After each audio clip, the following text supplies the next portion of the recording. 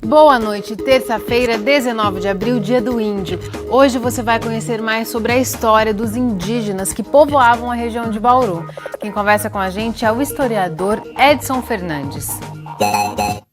Reserva de Araribá abre as portas para centenas de estudantes. Após um dia de visitas, quem volta para casa leva muito mais que imagens, fotos ou artesanato. Leva um pouco da história, da tradição e da cultura dos povos indígenas que habitaram a região. Uma alternativa ecológica de tratamento de esgoto. A gente mostra como funciona o sistema por alagados, que pode ser usado tanto em grandes áreas quanto em casas.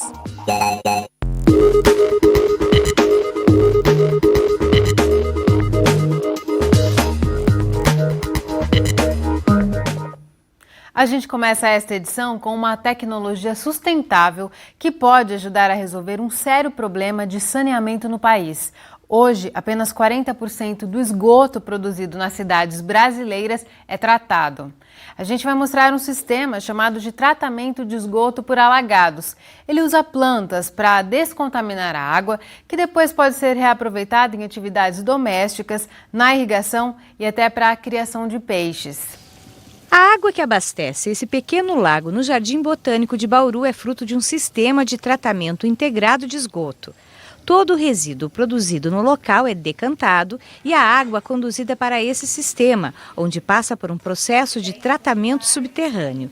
Plantas como a taboia rosa e o chapéu de couro absorvem os nutrientes da água, reduzindo o material orgânico. Desse local, a água é encaminhada para esse pequeno lago, onde as salvínias fazem o mesmo serviço para impedir a formação de algas no local. Depois desse processo, a água tratada pode ser usada para limpeza e irrigação.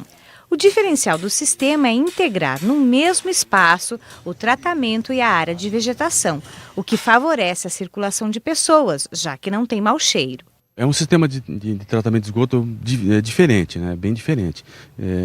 Você inclui aqui a questão da paisagem, das plantas, que ela é muito importante no sistema. Ela não é simplesmente decorativa, ela tem a sua função. Como ele não dá odor, ele pode ser colocado num sistema de um parque, que integre na paisagem, né? Se você tem áreas para isso, dá para a gente fazer para uma cidade até 10, 20 mil habitantes por aí, é viável, né?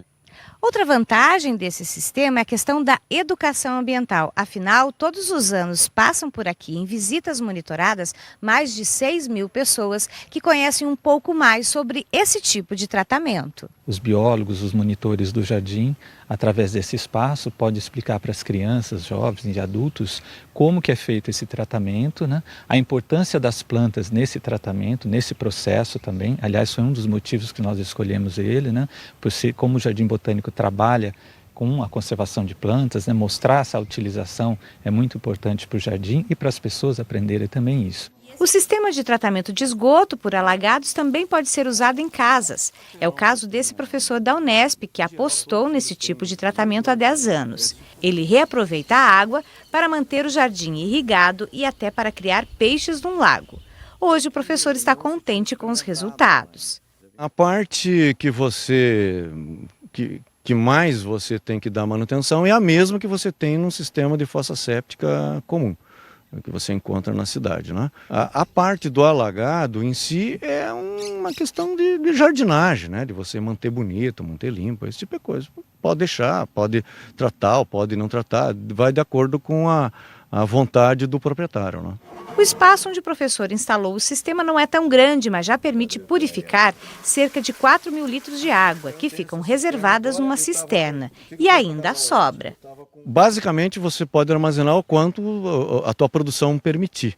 No meu sistema aqui, eu reservo 4 mil litros. O resto tem um sangrador, né? E isso penetra no solo, já essa água tratada, né? Sem cheiro, sem cor, né? Outra vantagem é que, além do reaproveitamento, o sistema produz água transparente e sem cheiro. É impressionantemente simples a qualidade que você pode dar para o esgoto da sua casa, né? Então, a gente que tem um sistema desse fica pasmo de como que ainda não, a nossa sociedade não evoluiu para um tratamento de esgoto desse nível, porque, sinceridade, gente, com o sistema que eu tenho aqui em casa, esgoto não é problema. Absolutamente. E justamente por vazamento de esgoto, o atendimento na Unidade Básica de Saúde Ipiranga, em Bauru, está suspenso. O DAE foi acionado nesta tarde para solucionar um problema com a tubulação interna do prédio. A Secretaria Municipal de Saúde informou que as atividades vão ser retomadas amanhã, à 13h. Até lá, quem precisar de atendimento deve procurar as demais unidades básicas de saúde ou a UPA mais próxima, que fica na rua José Miguel, 2145, na Vila Nipônica.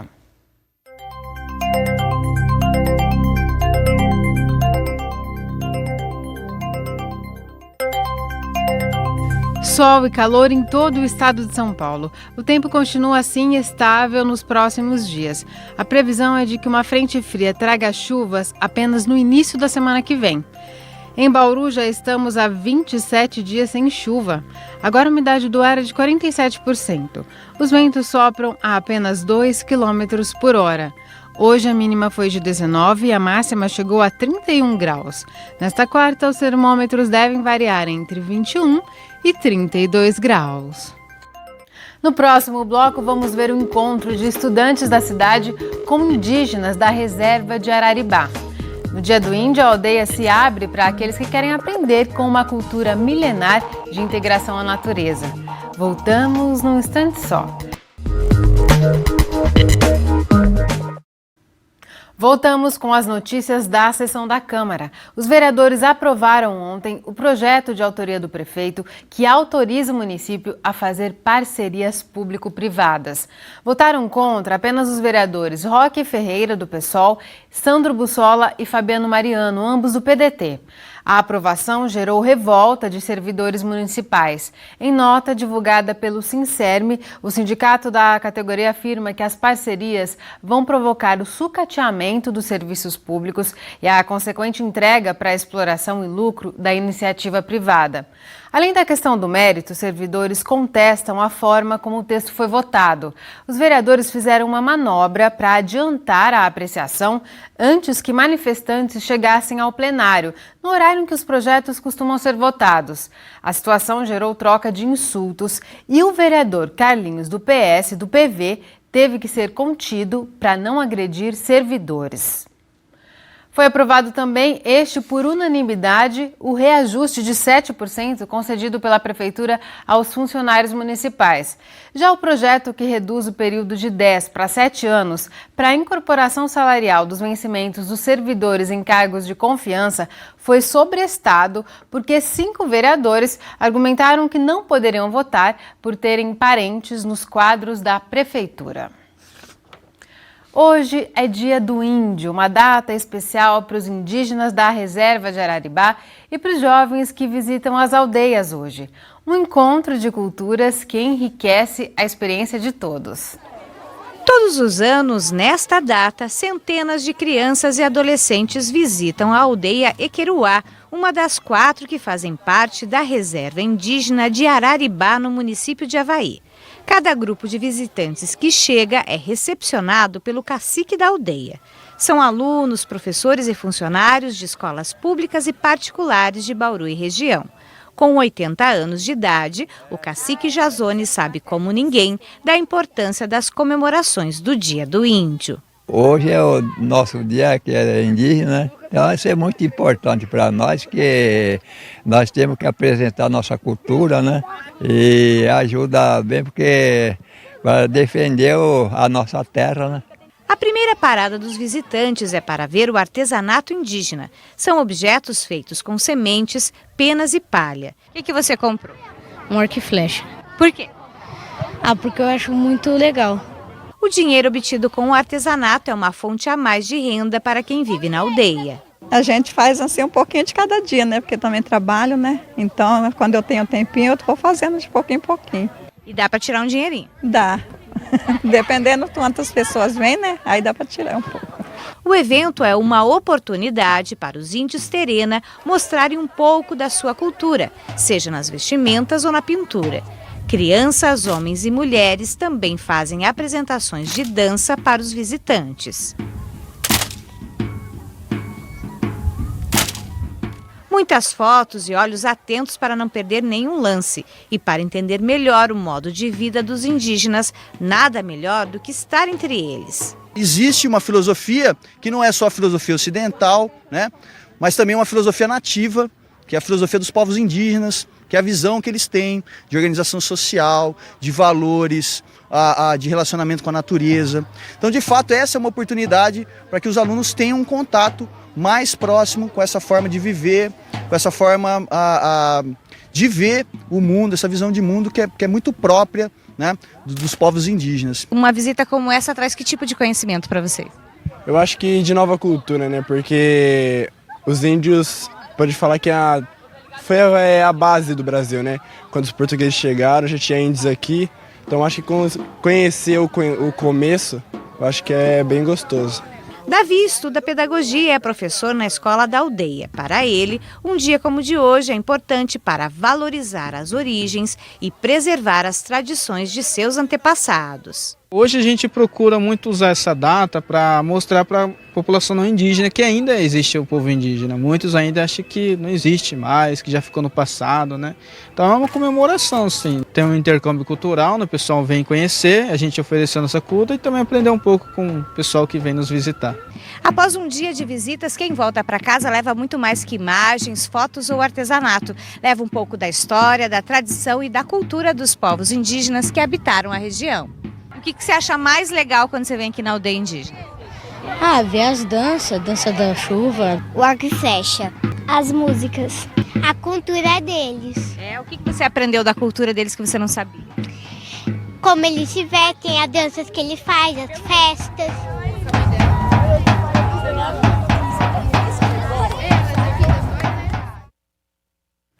Depois do intervalo, a gente lembra a história dos indígenas que povoavam a região de Bauru.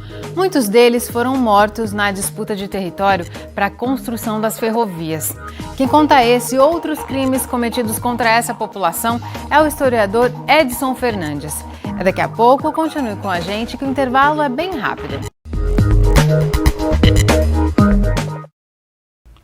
Hoje, 19 de abril, dia do índio, a gente vai saber um pouco mais sobre uma história pouco contada, a dos indígenas que ocupavam a região de Bauru. Em nosso estúdio recebemos o historiador Edson Fernandes. Professor Edson, muito obrigada por sua presença aqui no Nesp Notícias. Eu é que agradeço a oportunidade de tratar de uma questão assim que é muito importante, né, até hoje no Brasil. Professor, como foi o impacto da ocupação aqui no Centro-Oeste paulista para as populações indígenas que viviam nessa região? Bom, o impacto foi o pior possível, né? Destrutivo, porque havia alguns grupos indígenas, como os Caingangue, Guarani, os Otis, que sofreram muito com a chegada desses primeiros pioneiros, os povoadores que criavam fazendas, né? Acabavam com a caça do índio. E aí o índio revidava, ou o índio caçava o gado do fazendeiro. Então, o que os fazendeiros faziam? Organizavam expedições punitivas contra os índios. E aí foi, que lógico, a gente sabe quem levou a melhor nessa, né? Expedições punitivas? Sim, eram chamadas de dadas ou batidas. Acontecia, por exemplo, um fazendeiro sofreu um ataque lá na sua fazenda, os índios roubaram o gado, usufruíram da plantação, aí ele organiza uma expedição liderada pelos famosos bugreiros, que eram pessoas famosas aqui na região, né? Tem alguns que são lendários, né? Organizavam uma expedição de 20, 30 capangas e atacavam os ranchos indígenas. E aí sobravam poucos, né? Sobravam alguns, mas sobravam poucos. O objetivo era esse, dizimar a população. Então, espantar ou matar, o que fosse possível, o que fosse necessário. Aí os índios vão tentando fugir, tentando revidar, e aí acontecem esses confrontos, por exemplo, com a morte do famoso Monsenhor Claro, né, que foi numa dessas ocasiões, aí desses confrontos, né. E parcela desses índios fugiu para outras regiões aqui? Porque os índios, próximos, de modo geral, esses grupos eles tinham uma vida assim, seminômade, sabe? Eles formavam ranchos na beira dos rios, temporários. Aí esgotavam os recursos da caça e da pesca, aí eles iam para outra região. Só que é o seguinte, o avanço da chamada civilização, né, vai sobre as terras dos índios, e eles revidam, eles atacam, né, ou se defendem, né, melhor dizendo, né, mas aí a desigualdade de armas, digamos assim, né, é muito gritante, né, então é arma de fogo contra arco e flecha. Professor, esses conflitos armados, eles foram acentuados por causa da questão da construção das ferrovias, que foi uma marca do desenvolvimento aqui na nossa região? Sim, também, não foi só isso, também a questão da ferrovia. O exemplo claro é a noroeste do Brasil. A noroeste começou a ser construída, o primeiro trecho foi inaugurado em 1906, e ela entrou numa área que era o sertão, ainda não haviam cidades e vilas, território indígena. Aí os índios, né, atacam ou se defendem, né? Então a construção da noroeste foi uma crônica de conflitos entre as empreiteiras, né, e os índios. E não só isso, né, as condições de trabalho também dos operários da ferrovia também eram, assim, desumanas. Tanto esse conflito com os índios quanto as condições de trabalho eram denunciados na imprensa das grandes cidades, inclusive na imprensa de Bauru. Havia um jornal que denunciava muito isso, o jornal se chamava O Bauru. Denunciava esses conflitos, né, contra os índios e essas condições de trabalho. Então a ferrovia potencializou isso, mas assim, a gente não pode esquecer o papel dos fazendeiros, né? Dos bugreiros. Bugreiro e fazendeiro é mais ou menos a mesma coisa, sabe? Aquele que está lá na ponta de lança lá do povoamento, que está mais próximo às áreas indígenas, né? Mas a ferrovia, sem dúvida, ela foi, assim, para o índio foi uma questão de vida ou morte. E nesse processo da ferrovia é que se dá a pacificação do último grupo, né, que era mais arredio, que eram os caingangue. Esse foi em 1912, em que há a pacificação, aí a ferrovia segue, assim, de maneira mais tranquila. O que foi essa pacificação, professor? A pacificação era a tentativa de de chamar os índios para conversa, de depor as armas, isso que por exemplo, o Monsenhor Claro morreu tentando catequizar o índio, mas era um desses processos, de trazer o índio, né?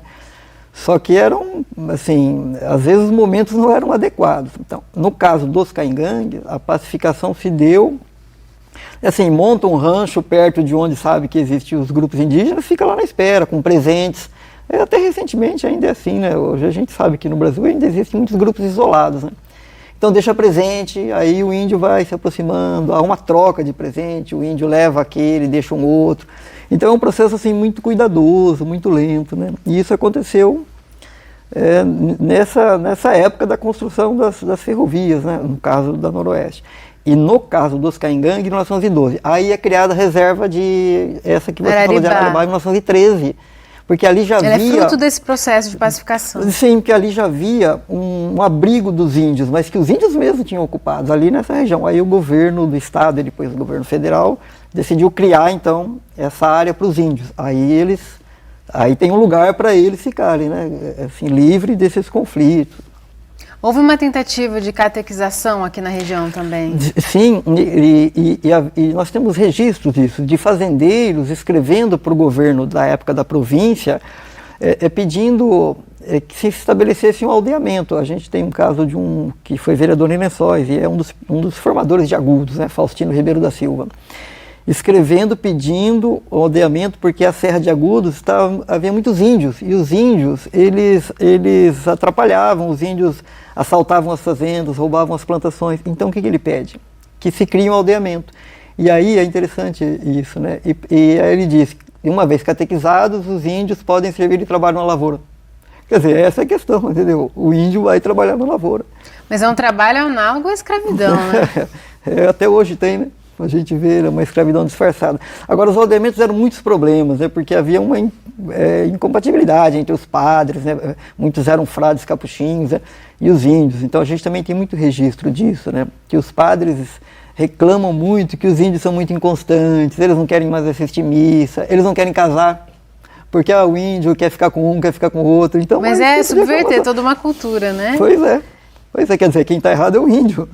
Inverter a lógica, né? Sim, então o índio não se adapta a essa condição. E no fim, o que ocorre? Esses índios acabam sendo assim, de maneira muito precária, integrados na sociedade, viram trabalhadores agrícolas, camaradas de fazenda, recebendo salários miseráveis, caem na prostituição, as índias, né, caem no alcoolismo. A gente tem muitos casos disso, de índias que viraram prostitutas em Bauru, né, por conta de todo esse processo mal feito, né, esse processo mal planejado. A simbologia desse dia, 19 de abril, até os povos indígenas, eles contestam, não é? Foi escolhido um dia para se reverenciar a nossa cultura, mas... Depois não precisa mais. Tudo foi destruído. É o caso do 13 de maio também, né, que o movimento negro não considera o 13 de maio o dia, né, o dia nacional dele. No caso do índio também, é mais um dia aí que para as escolas fazerem uma manifestação, até porque a pauta da grande imprensa hoje é outra, né? Então não sobra muito espaço para se falar de índio, da cultura indígena. Lógico que há os movimentos de resistência, né, que seguem aí. E precisa ter esse movimento de resistência, só para vocês terem uma ideia. No Congresso está tramitando um projeto que tira do Executivo a prerrogativa de demarcar terras indígenas e passa para o Legislativo, que é o Congresso. Quer dizer, o Congresso é cheio de uma bancada ruralista articulada, poderosa, e se ocorrer isso, e o processo está tramitando, se ocorrer isso, a demarcação de terras indígenas vai ser muito precarizada, né? Se é que as consequências serão devastadoras. Tá certo, professora. A gente aproveita esse dia para fazer essa reflexão e não esquecer esse período da nossa história, né? Tocar nessa ferida. Sim, sem dúvida. Isso é muito importante. Tem que ficar aí, o movimento social, os movimentos sociais, tem que ficar atentos a essa questão, né? A luta é meio inglória, né? Mas é por aí. Tá certo, professor. Muito obrigada por aprofundar essa discussão.